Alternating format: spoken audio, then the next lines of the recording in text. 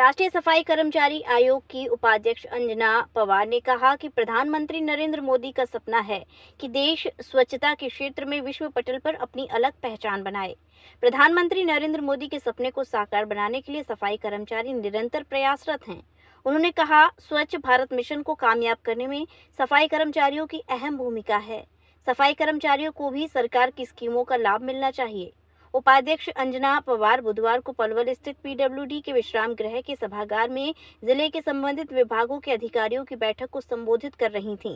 इस अवसर पर डीएसपी नरेंद्र खटाना, डीडीपीओ संजय टांग, जिला शिक्षा अधिकारी अशोक बघेल, नगर परिषद पलवल के कार्यकारी अधिकारी सुनील कुमार सहित शहर व ग्रामीण क्षेत्र के सफाई कर्मचारी मौजूद रहे।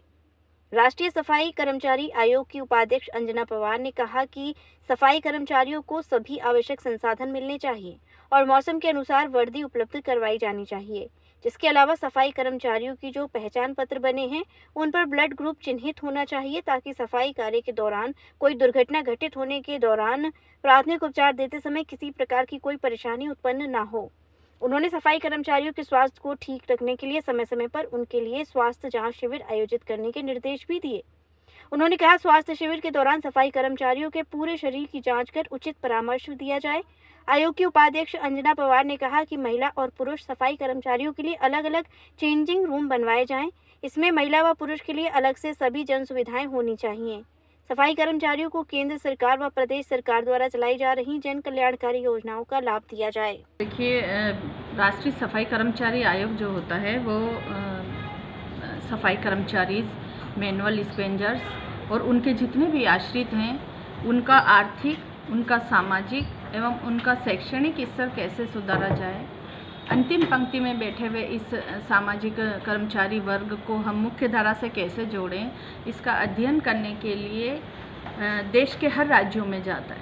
और इसी संदर्भ में हरियाणा राज्य के जिला पलवल में बैठक की गई। और जो सफाई कर्मचारी हैं, देखिए हमारे देश के प्रधानमंत्री जी, सबसे पहले तो मैं उनको भी बहुत बहुत बधाई आपके इस चैनल के माध्यम से देना चाहूँगी कि उन्होंने तीसरी बार हमारे प्रधानमंत्री पद के लिए उन्होंने शपथ लिए।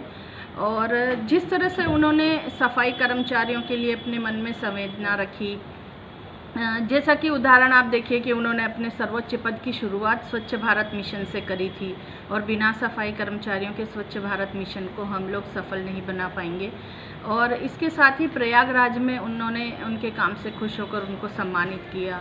बनारस का जो कॉरिडोर का उद्घाटन हुआ था तो उनके साथ बैठकर भोजन किया। ये चीज़ें कोई राजनीतिक वो स्टंट या ऐसा कुछ दिखावा या ऐसा करने का नहीं होता है।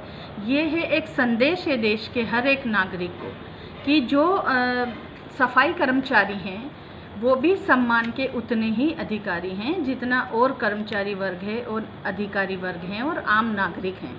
तो देखिए, मैं आपको बताना चाहूँगी कि सफाई कर्मचारी बिल्कुल छोटी छोटी अपनी मूलभूत समस्याओं से जूझ रहे हैं। उनको समय से तनख्वाह नहीं मिलती, सैलरी का प्रॉब्लम होता है, उनकी पेंशन के उनके खुद के जो ग्रेजुएटी के पैसे होते हैं उसकी प्रॉब्लम्स होती हैं। कॉन्ट्रैक्ट में अगर कोई कर्मचारी काम कर रहा है तो उसको पूरी तरह से उसका शोषण होता है, उसको पूरा उसका पेमेंट नहीं मिलता है। 2-2, 3-3 महीने, इवन 6 महीने तक उनको सैलरी भी नहीं दी जाती है। उनको सफाई के लिए जो सेफ्टी उपकरण मिलते हैं वो भी नहीं दिए जाते हैं। तो ये चीज़ें सारी जो सफाई कर्मचारी वर्ग है उनसे जुड़ी हुई होती हैं। उसका ही हम लोग यहाँ पर कल समस्याओं का बातचीत करे थे प्रशासन के साथ में, और जो भी नगर निकाय यहाँ पर हैं और अन्य विभाग हैं उनके सबके साथ बात करी थी।